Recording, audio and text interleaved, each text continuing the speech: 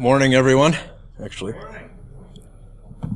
this is one of the ways you know you're old is when you got to switch glasses to give a presentation. Good morning. It's good to be here. My name is Dan Van Wagenen. I am currently an information security professional and manager with the New York Army National Guard at the New York State Division of Military and Naval Affairs. Never actually thought I'd be doing this line of work, which is one of the reasons why this topic kind of intrigues me, and I think it's appropriate. We're coming in behind Roger Williams University, because there's really not one linear way to kind of break into InfoSec. Actually, by trade, I went to college for business administration and management, and when I first began my military career, I was actually an infantryman. So right after 9/11, I enlisted in the New York Army National Guard. I'm a career guardsman. I've served in both Iraq and Afghanistan. And after I got blown up in Afghanistan, my body was a little on the beat-up side. The Army gave me two choices. They said you could be a paper pusher or you can be this computer guy. And it didn't take me long to figure out, well, I don't want to do paperwork. I guess I'll do computers. And that's kind of what started this journey into what we call cyber, which, leave it to the federal government to take a 1970s science fiction prefix and make it a domain of warfare. But cyber, which encompasses information security, electronic warfare, information operations, and a few other things, that's kind of what I'm going to talk about today. And it's not necessarily a technical talk. It is on the education track. How to build a career using the reserve component military as a springboard. So for those of you who do the spot the Fed usual con thing, we're right here. It's not that hard. But we're National Guard, so we're only kind of Fed. We're a kinder, gentler type. So I'm local, Saratoga Springs. Been here actually, with the exception of the wars, my entire life. So the Albany area is near and dear to me, and I hope you're enjoying your time here. So what is the reserve component military service? There are 7 branches. Every active component has a reserve component, which acts as a manpower pool in times of emergency to beef up their ranks. So if you're a soldier in the Army Reserve, the U.S. Army proper is going to war somewhere and they need your specialty, they will pull you out as an individual. The Guard, which is predominantly what I'm going to talk about, is a territorial force. Believe it or not, our commander-in-chief is not necessarily the president of the United States. We answer to the governor of the state of New York, or any governor, depending on what state you're in.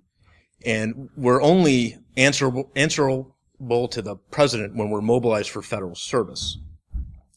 Simply put, we live and work in your communities. We're your neighbors, we're your friends. We mostly wear the uniform 1 weekend a month and 2 weeks a year. Obviously, since 9/11, that has not always been the case. If you were to join one of the reserve component branches, I can almost guarantee at some point you will be mobilized for a mission, whether that mission is in Syria or Iraq, Afghanistan. Maybe not. I've known people that were mobilized and augmented U.S. forces in Korea. I've known some very lucky people that have been mobilized and gone to Hawaii for a year on an all-expenses-paid trip by the government, or Bahrain, or Germany. So it's kind of like that Family Guy joke where your experience may vary. I'm glad people watched that show and knew what I was talking about. So I'm going to mostly deep dive into the Army and Air National Guard. That's who I represent. Those are the people I work with, and those are the people I hire. And I know we have probably a couple other cyber military professionals in the room. This is, again, a brief overview. I'm not going to deep dive and bore you to tears. When I was first invited to do this, it was kind of a last-minute affair.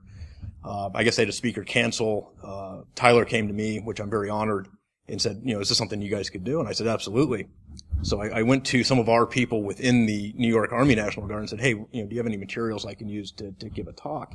And it was like a 170-slide PowerPoint presentation. I kind of broke it down, a little tongue-in-cheek humor. Trust me, you're going to get more out of this than you would death by PowerPoint. So what is the National Guard force? Like I said, we're a territorial force. We're under the command of the governor. We are both Army and Air. Those are our traditional backgrounds. The Guard itself is the successor to the old militia.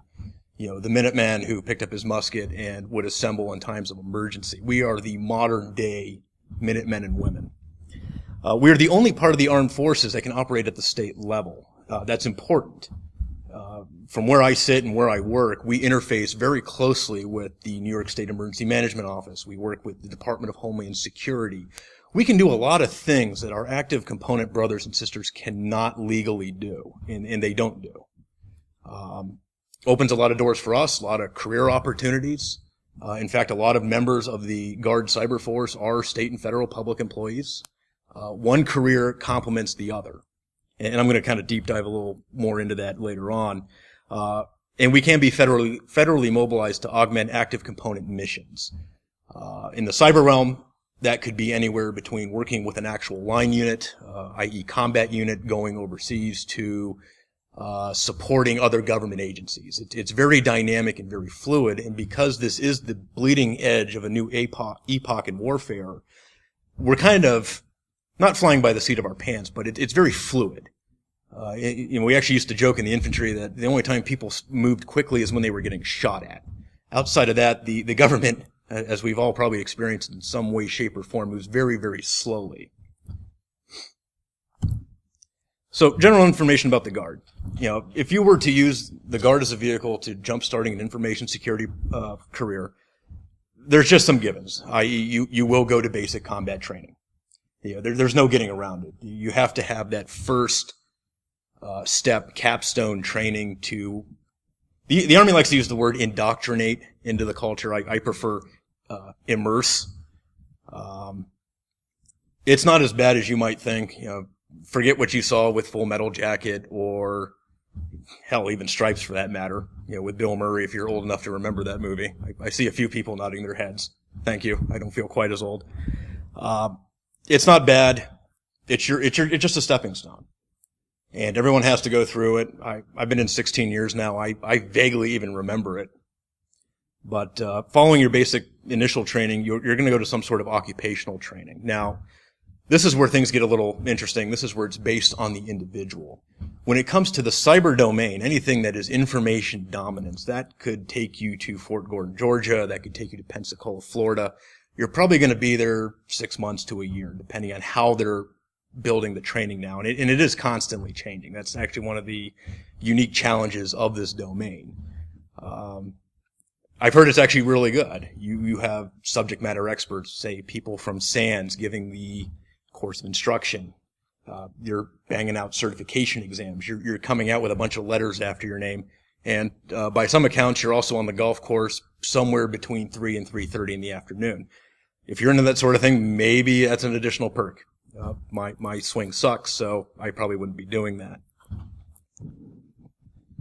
So this is about as ugly as it gets when it comes to the military culture. You may go to additional skills schools. The Army is getting very good at using SANS models, ISC square models for training. So everything you're doing is going to be industry set. There's nothing really crazy, except maybe some of the satellite stuff where you're learning it strictly the military way. Everything is based off a NIST or some sort of previously existing standard. And finally, everybody in the Guard does a 6-year service commitment. And I know that probably sounds like a lot to people, but your initial contract, if it's 1 week in a month and 2 weeks a year normally, it's going to go by surprisingly fast. I know at the end of my first enlistment, outside of the Iraq deployment, it seemed like I had just enlisted. I was actually shocked that I was getting those emails and the phone calls from career counselors and recruiters like the lovely Amy Vernon, who's joined me, sitting down here in front. But it's a really good thing. It's a really good way to build a skill set, get paid to do it, and you're always going to have that core group of friends and colleagues in the military community to kind of be a resource, especially if you stay in public service InfoSec, i.e. working for a state or federal agency. So some of the benefits of Guard service, and Sergeant Vernon, I'm sure will jump in if I miss anything, but there's enlistment and re-enlistment bonuses available to people who want to come in. These are usually cash bonuses. I want to say right now they hover somewhere around the $10,000 to $20,000 range. I know they're looking to change that with the new administration Cyber has become an all-encompassing priority for the federal government. And last I was aware, they are talking about benefits as high as $90,000 sign-on bonuses, $20,000 one-year extensions. Now that hasn't hit the guard yet, but that is what we're looking at on the horizon. There's also the GI Bill program for those of you who may not have a college degree. One of the dirty little secrets of the federal public service career track is they prefer you have a degree. It's very hard to waver getting away from that. And case in point, I went to school, actually right over here at UAlbany, and I never paid a dime out of pocket the entire 4 years I was in college. My Uncle Sam paid for everything, which was great. I graduated college, actually got paid to go to college on the GI Bill. At the time, I was making about $600 a month. That was a little over 10 years ago. I know it's significantly higher now with the post 9/11 Chapter 33 GI Bill. But you leave with no student debt, which is a major issue for young people, especially today. And you actually have money to live on. You're not eating ramen noodle and bologna sandwiches every night just to survive. There's also the student loan repayment program, which I think goes as high as $50,000 a year. You enlist. The military will pay off your student loans up to that amount. Other nice little perks of guard service. And mind you, you're getting all this as a 1 weekend a month, 2 weeks a year individual. Low-cost life insurance. I think it's $29 a month for the Soldiers Group life insurance. Right off the bat, you're getting $400,000. And actually, in New York, there are certain programs where you can get that expense reimbursed. So you're getting life insurance, and you're not technically paying for it. Very nice if you have a family. There is a pension. Yes, a pension. We get very excited about that nowadays because most private industry companies no longer do that. And it's getting increasingly harder to even find public sector jobs that have a pension. On top of that, we have the thrift savings program, which is kind of like the federal government's version of a 401k. There is a matching. I don't actually participate in it, so I can't deep dive. If anyone has any questions, Sergeant Vernon could probably answer those after the fact. And low-cost health care. As a drilling member of the U.S. military, even as a reservist, you are eligible for TRICARE Reserve Select, which actually isn't too bad. I use it myself. It's a good thing, again, especially if you have a family. Other benefits of guard service. You have a guaranteed job. We are the only branch of the armed services that it's in your contract when you enlist as a rule that you know what your job's going to be. Other branches, not so much. You might show up to your basic training and find out you're being put in another job that you didn't want. We don't have that problem. And that's the good thing about being a territorial force. You also have guaranteed duty location. So, do we have people from the southern tier here? Lower Hudson Valley? One. What about Adirondacks? One. Western New York? Okay, nobody from Western New York, but the point is, we got 63 locations in the Guard across New York. Chances are there's a duty station somewhere near where you live or work that you can drill out of. We also have formal industry standard set training. If you go to Fort Gordon as a cyber network defender, you will be on the fast track for the best SANS, CompTIA, insert certification body here training. And that correlates into certifications, which makes you more marketable on the outside. On the job training, there's only so much you can learn reading an exam cram guide or even doing a boot camp. When you're actually, in the dirt or in the cyber world behind a desk, messing with routers and switches or whatnot, that's experience you can't get any other way. And really, one of the biggest takeaways for me with my military service was leadership and management acumen.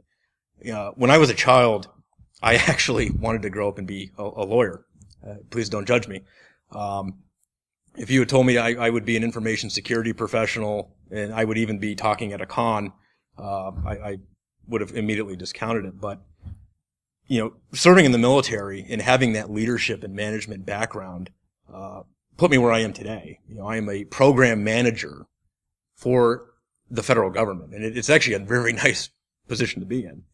And the military is what set me up for that, because they took a 17-year-old punk kid from Saratoga and made something out of them. Even the worst day in the Army, I'm still grateful that I had that experience to get where I'm at. And those doors are open to everyone here as well.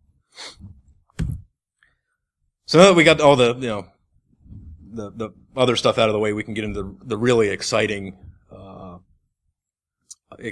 material.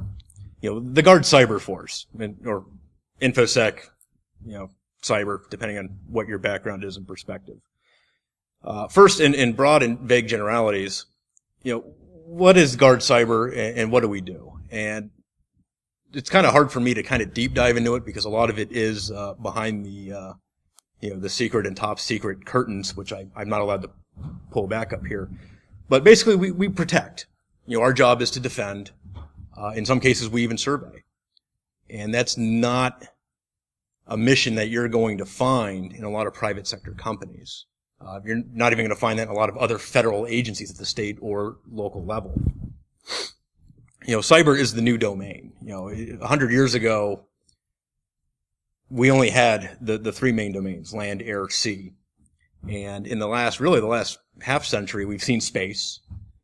And in the last, I think it was 2009, when the Department of Defense codified what is cyber. So now we're waging war in the intangible. That phone in your pocket could be just as lethal, or I would argue more lethal, than the bullet in a 30-round magazine that the infantry guy is carrying into combat. Because that rifle, you could kill somebody with one shot, true. But if you use that phone and you take down, the electrical system for a hospital, you just wiped out a lot of people. Think about that for a minute. It's a growing mission, and by growing I mean there's more jobs coming, more organizations, what we call force structure in the military, more units, and doing what the government does best. They're throwing lots of money at it. That money, at least, is being used appropriately, especially when it comes to training. You figure a run-of-the-mill SANS course is going to set your organization back at least $10,000, not to mention the fact you won't be at work for a week. Employers may be reluctant to send people. When it comes to the military, not so much, because they know they're going to get something out of it. It's also a unique culture. And I say this coming from a line unit. As far as I'm aware, I'm the only combat armed soldier in my organization. When you're out in the dirt doing what we call HUA, high-speed stuff, it's very different. Very, I hate to use the term, but testosterone-driven. In the cyber culture, it's a little different. At the risk of maybe getting into trouble, we do tend to go by first names. A cyber warrior tends to look kind of like this. It's you're not Steve Rogers, you're more Elliot Alderson, or you're rocking the dad bod. From where I sit, and don't get me wrong, there are certain standards of fitness you have to maintain. But you know what? The guy who may suck at running or doing push-ups, I really don't care about that.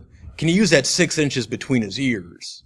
If I sit him down in front of a router and switch ensemble connected to a computer and I tell him to do something, can he do it? That's what we care about. And I'm not saying you're going to find that uniform across the military, but that is unique to the Guard. And I actually think it's a positive thing. We want people that are competent. We want people that know their trade. Because when the day comes, and it probably will, you want the best and brightest sitting in that chair. You don't want a guy who could speak, walk the walk and talk the talk, but doesn't even know what Kali Linux is. That's a very bad scenario. And there's opportunities galore. Not just with a .mil email address, but like I said with the Guard early on, we interface with state and federal agencies. We are the only aspect of the military that legally can. So when you're doing a joint operation with the CIA or Department of Homeland Security or the New York State Emergency Management Office, that is a unique perspective that is open to us. And depending on your background, and if you wanted to go down this track, it's a great way to start a career. And let's face it, if you're not working full-time for us in the Guard, and we do have full-time opportunities, you might be working for one of these agencies. It's a very complementary career track. So benefits of the Guard, being in the Guard Cyber Force. Paid certification and training and test vouchers. I know I touched on this a little bit. I don't generally put it on a slide deck or even my signature block, but, I do have CISSP, GCIH, CCNA, insert combination of letters here. Every one of those courses I went to, I never paid a dime. In fact, I got paid to go to those courses. Hotel expenses, training, or food expenses. I have never paid for a certification voucher. Everything that comes after my name, I never paid for, except for the fact that I wear a uniform, 1 week in a month and 2 weeks a year. It really is a fast track to building that resume to show, hey, I'm credentialed by these bodies to do these things. I never would have gotten that, probably on the outside. Train with industry opportunities. Lately, because of all the hacks, Target, etc., we've had an unprecedented opportunity in the military world to work with private industry. They want to know what we know, because we're going to see things that they may not see, and vice versa. And there is that, a lot of times you'll hear public-private partnerships. We're kind of doing that in a de facto manner. We're already having those conversations, those dialogues. I mean, this event here is great. You have a wide range of private industry. You have trade groups. You have educational institutions. And we've got to interface with them over the last 2 days. That's great, because you're exchanging ideas. You're building a network where, I may not know how to do something, but I know a guy who does. And on the military side, we're building a team of those guys we know who are doing really great things. Security clearances. If you have a top secret, you can almost guarantee you're going to walk into a near six-figure job right off the bat. And I say that because the resources that go in to an investigation on an individual to get that designation are tremendous. I was actually shocked. In a previous assignment, I was a security manager, and you start looking at what they actually do to really deep dive into someone's past to say, is this person trustworthy to run a secret network system? It's intense. And if you get that with a polygraph, you can pretty much bet you're going to get a six-figure job. It's a very nice thing.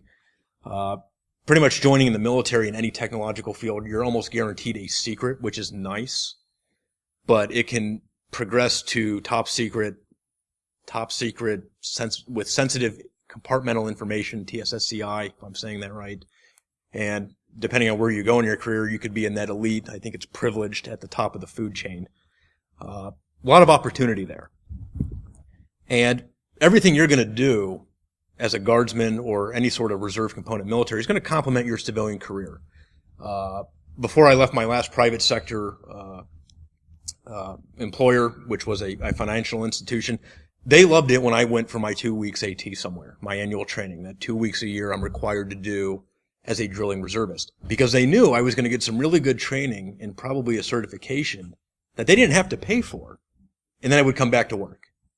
And over the years doing that, that's how I first broached into management. It's, oh, hey, you're an incident handler, you're digital forensics. We want you to do this. We want you to spearhead this endeavor, because suddenly you have a COO telling his CEO that, hey, we got a guy who's qualified to do this. And we didn't have to pay for it. So there's opportunities there. There's opportunities with mission sets, especially when it comes to networking. Without getting too deep into it, you deal with like Title 18 forces, which are your federal government areas. You have Title, 50 intelligence. You get to interface with all these different communities. And it's a great way to get your foot in the door if that's the career route you want to go. And I can't stress that enough. I mean, anyone who's been in this field for more than a day knows it's all about your network. This exponentially grows your network almost overnight. So it doesn't matter if you're a young man or woman getting ready to go to college, or maybe you're even still in high school. I mean, it's never too early to start planning ahead and just take opportunities as they come. Like I said, I never thought I'd be here doing this. I mean, this is great. And thank you for coming to this. And lastly, to paraphrase our current Secretary of Offense, James Mattis, we get to do the stuff you'd otherwise go to jail for. Again, without going too deep into it, a lot of what we do is classified in nature. And it's the stuff that movies are made of. If you want to be a part of something that you can't talk about for 40, 50, 60 years before you write a book about it, This is one of those tracks to go through. And yeah, I actually don't know if this is even true. It could be like fake news stuff, but it was on the internet, so it must be true. I just like the quote. And we're obviously really big fans in of the armed forces of General Mattis, who I actually had the opportunity to serve under during the Fallujah operation. So much respect to him. So Guard cyber capabilities. What is it the Guard cyber force actually does? And unfortunately, there's nobody here probably with a clearance high enough where I could talk about that, and we're certainly not in a secured environment. But what I can say, and I know we discussed at length kind of how do we put this without violating any operational security, we secure and protect. Cyber is the information dominance arena. If it goes through a wire or over the air in a signal, we have some level of involvement. And it's really the future of warfare. I mean, if you look at like the Russian campaigns into South Ossetia and Georgia or the Ukraine, what was the first thing they did before they sent the tanks and infantry across the border? They launched a major cyber attack, mostly in the form of one of the largest distributed denial of service attacks the world's ever seen. They shut down the communications for all the government agencies, the military. They actually severely impacted the infrastructure. They were shutting down power stations. And while the Ukrainians and the Georgians were kind of doing a WTF moment, is when they started rolling across the border. And in modern warfare, if you can't communicate, you're back to bayonets and barbed wire, like 100 years ago in the First World War. And just to kind of follow up that analogy a little bit, 100 years ago, the United States had just entered World War I. The generals had these things called aeroplanes and tanks, and they were still trying to figure out how to use them when the war ended. It took some very enterprising younger officers, some of whom you've probably heard of, notably Colonels Billy Mitchell and George Patton, who went on to much bigger and better things to figure out, hey, there's potential here. The problem with the cyber domain overall is we don't have that time, that 20-year period in between world wars to test things and see if they work. Technology moves pretty much at the speed of light. And if you really want to be a part of something bigger and better than yourself, this is one of those ways to do it. To leave a mark long beyond probably your lifespan, because we are in the primordial stages of what the keynote gentleman spoke about yesterday about this digital Pearl Harbor. It's not a 1-day, 2-hour attack. The battle's already started, but it's still ongoing, and it's not too late to get involved. So, any questions of me? That's all I got. And knowing is half the battle. Again, for the children of the 80s that laugh, and the younger guys over here, it took a second. They had to Google it.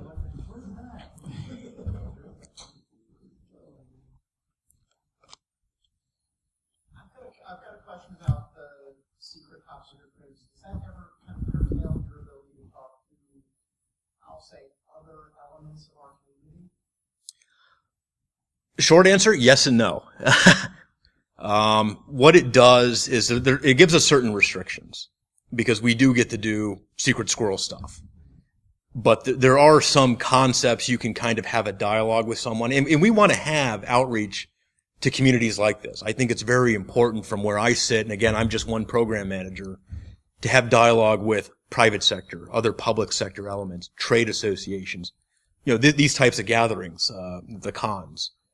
And there's things I learn here that I would never learn anywhere else. And we can't really reciprocate with specifics, but sometimes we can even concur or non-concur with maybe a trend, that sort of thing. It really is kind of a restraint, but unfortunately due to the nature of the work, it's something we have to abide by. I don't know if that answers your question or not. A fair amount of my side hobby is working with, we'll just say, people who have run on the wrong side of time. Okay. That's how I get in trouble. And I found that affects sometimes when I talk to people in .gov, they're like, you seem to know a lot of stuff. I'm like, well, yes, that's my job. If I was wondering if that, well, it's not for me, but for other people who are sort of both one foot on each side. Is that, would that get you in trouble? It could. There's a certain level of ambiguity, and we are very cautious. And that's why in dot mil circles you hear a lot about our private-public partnership. Mm-hmm. You know, having some sort of vehicle for that type of exchange maybe is on the horizon, but I don't know how we're going to get there. At least, this is just Dan Van Wagenen speaking. I don't know how we can kind of do that. But yes, I certainly don't want to run afoul of the wrong side of 18 or 10 or 32. So I don't want to be one of those people you're having to defend someday. Thanks for getting up there on the Saratoga native as well. Oh, yeah. Blue streaks. Yeah, just looking at the picture here, did you make that? I did tweak it a little bit, yes. You did?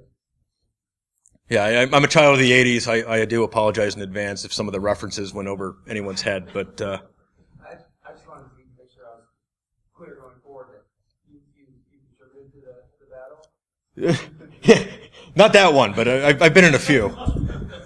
I tell you what, as you get older, the worst thing that you can do is flip through like American Heroes Channel and you see yourself in a documentary about an early battle in the Iraq War. That's really when you know that you're old. Or Bosnia. Any other questions? Oh, thank you all. I'm going to stick around. Oh, thank you.